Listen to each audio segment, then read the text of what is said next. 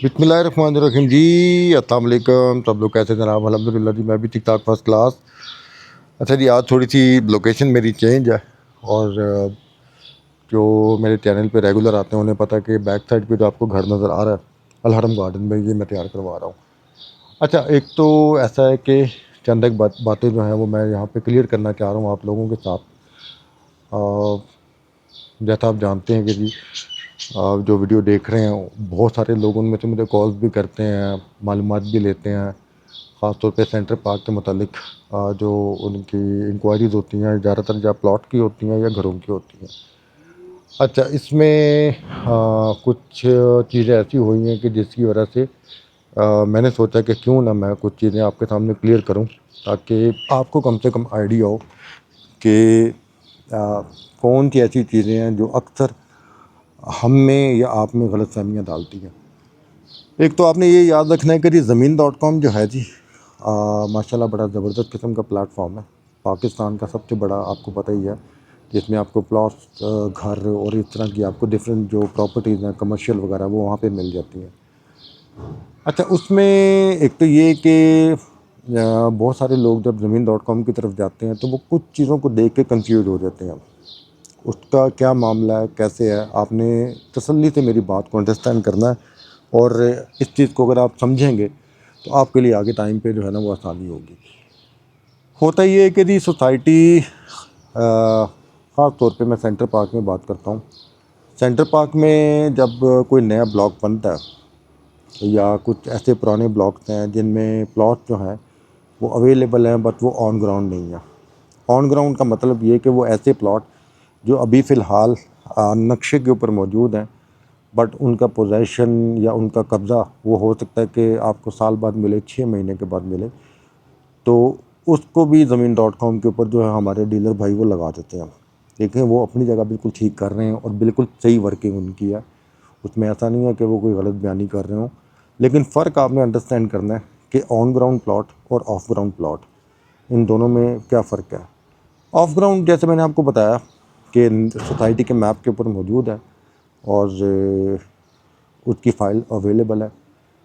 अगर कोई भाई उसे लेना चाहे वो ले भी सकते हैं, लेकिन उनको उस प्लॉट पे पोजेसन के लिए या पोजेसन के लिए इंतज़ार करना पड़ेगा या फिर उनको पोजेसन लेने के लिए डेवलपमेंट चार्जेस और पोजेसन चार्जेस जो है वो पे करने पड़ेंगे।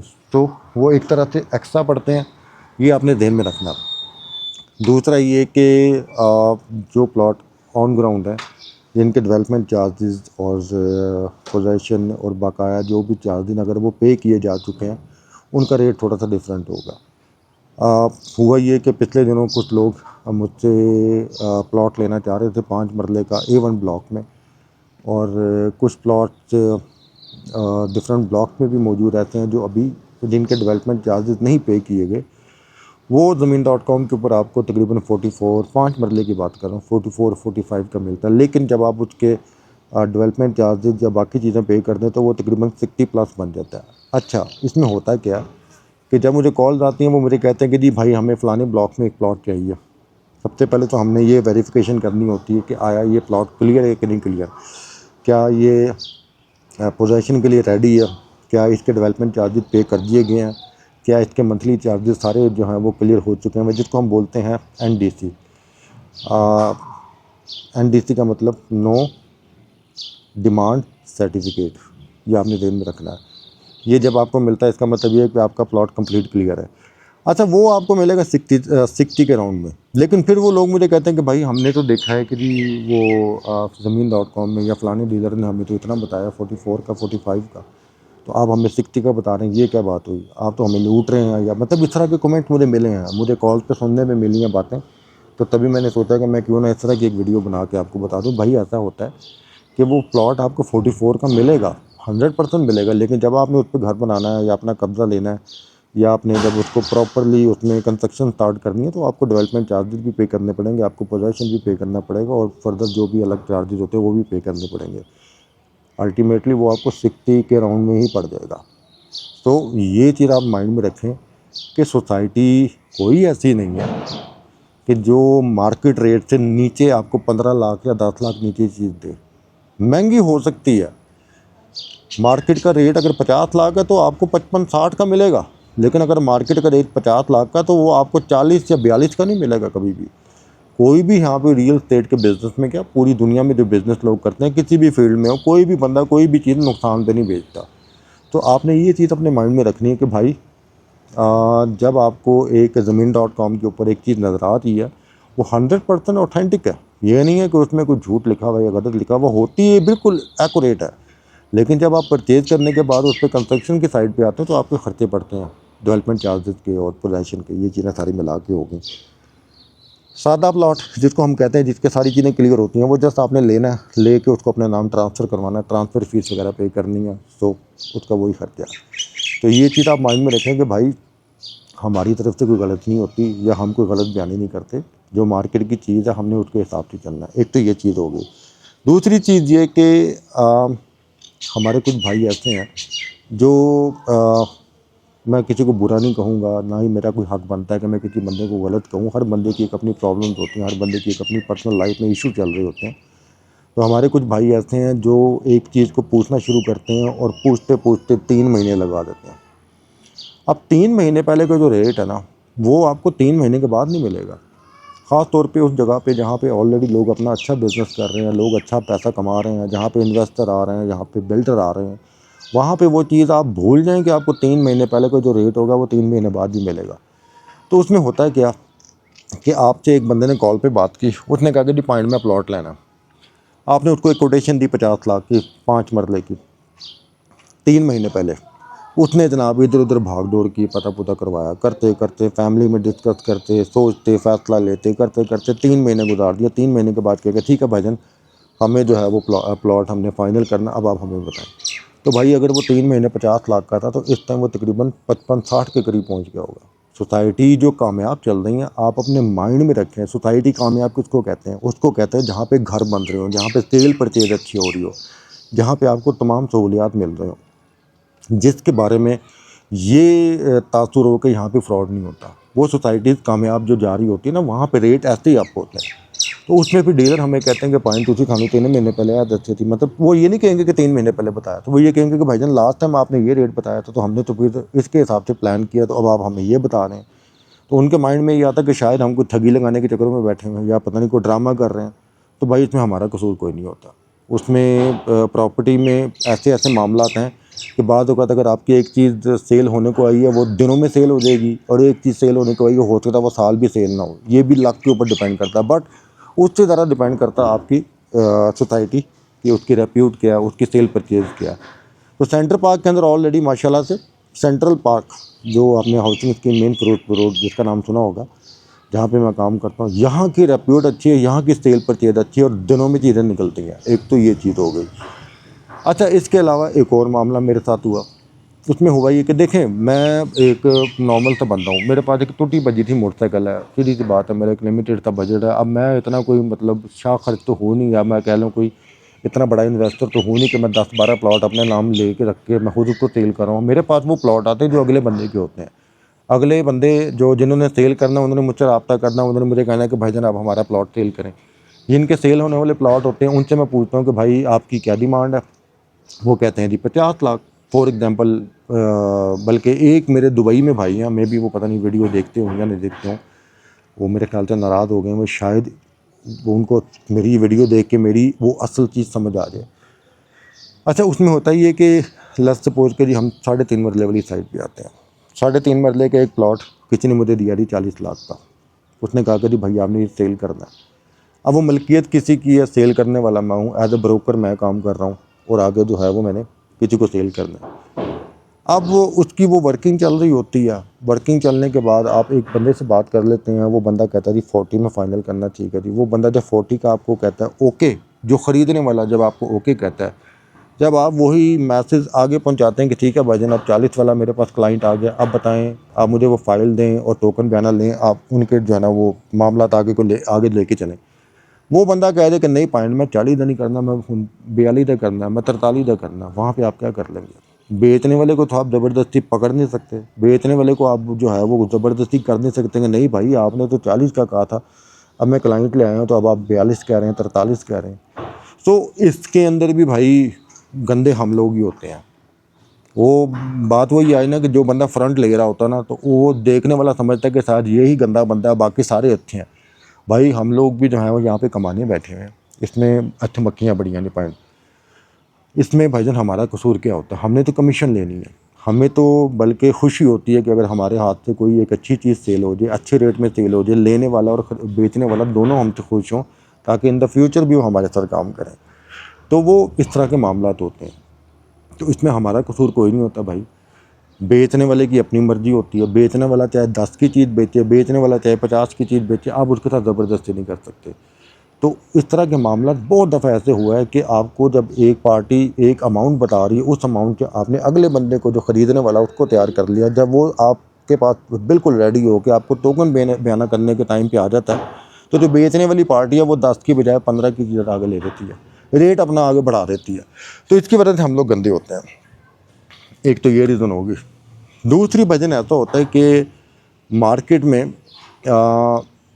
अगर मैं गारंटी दे सकता हूँ तो मैं अपनी दे सकता हूँ, अपनी ज़ात की हद तक मैं बिल्कुल गारंटी दे सकता हूँ, क्योंकि मेरे हाथ में मेरी ज़ात, मेरी चीज़ें मेरे हाथ में है, मेरे कंट्रोल में है। दूसरों के बारे में मैं गारंटी बिल्कुल भी नहीं दे सकता। हाँ, इस हद तक गारंटी दे सकता हूँ कि वो ईमानदार है कि नहीं है। बाकी दीन ईमान उसका उसके साथ है, मेरा दीन ईमान मेरे साथ है। तो बात का ऐसा भी होता है कि भाई मुझे लोग पूछते हैं कि भाई एक प्लॉट सेल करना है, तो आप क्या सेल कर देंगे? मैं कहता हूँ हाँ जी ठीक है जी, मेरे पास प्लॉट है, मैंने आगे दे दिया। बात क्या होता है कि जी कोई कस्टमर आया जी, वो कहता है जी हमें फ़लानी जगह पे फ़लाने प्लॉट चाहिए, वो हमें दिखाएं आप। मैं कहता हूँ ठीक है जी। अब उसमें से कुछ मेरे पास मौजूद हैं, कुछ मेरे कोलीग के पास मौजूद हैं, कुछ मार्केट में मौजूद हैं। तो मैं क्या करूँगा, मैसेज करूँगा, मैसेज करके मैं कहूँगा यार फ़लानी जगह के प्लॉट बताओ, मैंने आगे सेल करना है। आगे से मुझे एक मैसेज आएगा, मैं वो फॉरवर्ड मैसेज जो मेरे पास होगा मैं इधर से फॉरवर्ड मैसेज आगे कर दूँगा। उसमें देखें, उसमें ये कि पीछे से मुझे जो रेट मिला मैंने खुद देखा, देख के मैंने आगे फॉरवर्ड कर दिया। अब जो लेने वाला ठीक है जी, उसने चीज़ देख ली। अब लेने वाला उसको डिले करे, कुछ भी करे, किसी तरह भी करे, दोबारा से अगर वो मुझसे कहेगा कि भाईजान ज़रा दोबारा कंफर्म करें चीज़ें, इसके बारे में रेट ज़रा और नीचे लेके आएँ और ज़रा कोई चीज़ें देखें, तो मैं किसी और को कहूँगा। बहरहाल बताने का सिंपल में मकसद ये है कि दूसरी दफ़ा जब मुझे फॉरवर्ड मैसेज आएगा, उसमें हो सकता है कि रेट चेंज किए हों। तो ये चीज़ें हमारे साथ लोकली होती हैं। इसमें मेरे ख़्याल से कोई ऐसी हैरानगी वाली बात भी नहीं है कि यार ये क्या कर रहे हैं, ये क्यों हो रहा है, ऐसा क्यों हो रहा है। भाई ये नॉर्मल चीज़ें हैं, किसी भी बिज़नेस की फील्ड में चले जाएँ ये चीज़ें नॉर्मल चलती हैं। इसमें कोई एक्स्ट्रा मैं कहता हूँ कि ऐसी चीज़ नहीं कि जिसको बंदा देख के हैरान हो। मसला ये आता है कि डीलर जो है ना, वो होता तो बुरा ही है, और उसके बारे में लोगों की राय ये है कि जी दुनिया में सबसे बड़े फ्रॉडियाँ जो है ना, फ्रॉड करने वाले डीलर जो हैं वो अपने घर वालों को भी सगे नहीं हैं। देखें, अच्छे बुरे हर फील्ड में हैं, अच्छे बुरे आपको हर फील्ड में मिलेंगे। प्रॉब्लम पता कहाँ पे आती है? प्रॉब्लम वहाँ पे आती है कि जब डीलर को ख़राब किया जाता है लोगों की तरफ से। अब एक डीलर जो है वो जनाब बैठा हुआ है, जो प्रॉपर्टी को सेल या परचेज़ करवाने के लिए एक सर्विस प्रोवाइड कर रहा है। उसके लिए उसने एक ऑफ़िस लिया होगा, उसके लिए उसने एक अपना सेटअप बनाया होगा, उसके लिए वो पेट्रोल खर्च रहा है। क्लाइंट आते हैं, क्लाइंट आके जनाब आपको स्टार्ट में इस तरह का बिहेव दिखाएंगे, इस तरह के आपके साथ चलेंगे जैसे वो आपके साथ ही चलने के लिए आए हैं। वो जनाब आपको लेके कभी कहेंगे जी हमें फ़लानी चीज़ दिखाएं, कभी फ़लानी चीज़ दिखाएं, कभी फ़लानी चीज़ दिखाएं। मैं किसी को गलत नहीं कह रहा, मैं रियलिटी बता रहा हूँ, और प्लीज़ मेरी बात को जो है ना रॉन्ग सेंस में नहीं लेके जाना। रियलिटी मैं आपको बता रहा हूँ कि जब वो डीलर को इस तरह से ले के कभी इधर फिर रहे हैं, कभी उधर फिर रहे हैं, डीलर का जी देखें, सीधी सी बात है, आजकल के ज़माने में हर चीज़ में पैसा लगता है। वो जनाब अगर अपने वो ऑफिस का वो रेंट भी दे रहा है, मैं ये नहीं कह रहा कि वो लोगों की वजह से दे रहा है, लेकिन वो जिस काम की वजह से दे रहा है मैं उसका बता रहा हूँ कि वो एक होप होती है, जिस होप की वजह से देखें ना, एक उम्मीद होती है ना, अल्लाह ताला पे बंदा यकीन करके किसी चीज़ में बिज़नेस में इन्वेस्टमेंट करता है। इसी तरह डीलर भी अपने एक सेटअप को इन्वेस्टमेंट करके के तौर पर जो है वो लेके चलता है। वो जनाब आपको चल फिर के पूरी सोसाइटी भी दिखाएगा, आपके लिए टाइम भी निकालेगा, आपके लिए पेट्रोल भी लगाएगा, लेकिन अल्टीमेटली क्या होता है जी, जो पार्टी देखने वाली है वो जनाब देख दूख के अच्छा खासा उसको खपा कर निकल जाएगी, उसके बाद वो रिस्पांस नहीं देगी। रिस्पांस ना देना पता क्या होता है? आपने चीज़ लेनी है, वेल एंड गुड, नहीं लेनी आपका इखलाकी फ़र्ज़ बनता है, आप फिर भी उस डीलर को कॉल करके बताएं कि भाई अभी हम आपसे नहीं ले रहे। इखलाकी फ़र्ज़ ये होता है कि आप जिस बंदे के पास गए उसको एटलीस्ट कॉल करके दोबारा बताएं कि भाई अभी आपके साथ हमने फिरा, आपकी मोहब्बत है, आपका शुक्रिया। इखलाकी फ़र्ज़ मैं बता रहा हूँ। हम अभी आपसे ये चीज़ परचेज़ नहीं कर रहे, या हमारा अभी बजट इसमें नहीं चल रहा, या अभी हम टाइम ले रहे हैं, कम से कम डीलर को तो हौसला होना कि यार मेरी कोई वैल्यू है। यहाँ पे लोग आते हैं, विजिट करके चले जाते हैं, उसके बाद कॉल करना पसंद नहीं करते। इसमें मुझे बताएं कि डीलर गलत है कि या वो लोग गलत हैं। तो जब इस तरह की हरकतें 1, 2 या 3 दफ़ा, तो कुछ लोग ऐसे होते हैं, फिर वो ऐसा माइंड सेटअप अपना बना लेते हैं कि नहीं पाइन हुण जेड़ा भी कस्टमर आएगा ना, मैं वेख लिया, मेरे को इन्ने कस्टमर आए ने, वो कहते हैं ना कि एक बंदा गलत करता तो बुरे सारे ही बनते हैं। वही वाला हिसाब है कि बाद बेचारे डीलर ऐसे होते हैं कि वो इन चीज़ों को इस तरह से ले लेते हैं कि जी एक बंदे ने अगर गलत किया उनके साथ, वो सबको फिर एक ही कैटेगरी में रखते हैं।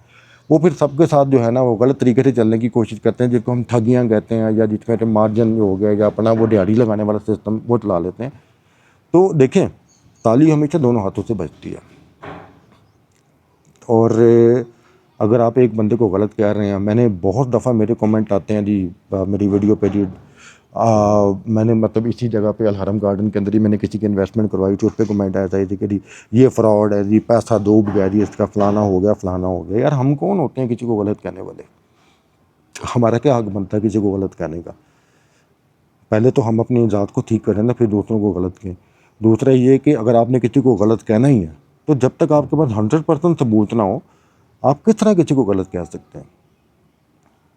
अब किसी बंदे ने कहा जी मुझे कि जी मैं एजेंडे के तौर पे ये सारा दिखा रहा हूँ, किसी बंदे ने मुझे कहा, मैंने उनसे गिला नहीं है, मैं आपको ही वैसी बात कर रहा हूँ।